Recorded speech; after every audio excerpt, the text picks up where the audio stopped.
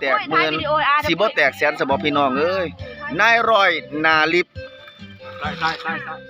เอ้ยเนี่ยต้นฉบับมาเองครับจากพอสนูนะครับเป็นบุญหูอีหลี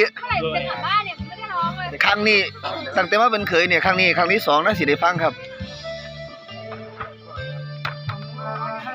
ว้ายสุด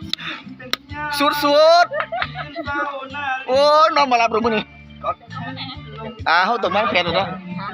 เราต้องมีค่ายมีเพลงมีรถหมอลำมีรถแห่แล้วก็หมอลำใหญ่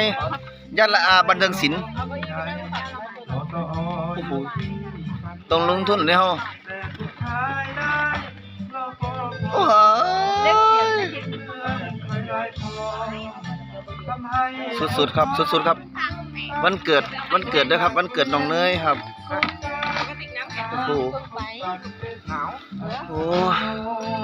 สุดๆครับสุดๆทวดด่าแล้วเราได้แบ่งกันดาวตรงเฉลี่ยด้วยเนาะเนาะมาบ่ได้ถึกด้านเนี้ยก็เฉลี่ยกันไปนั่นแหละสุดๆ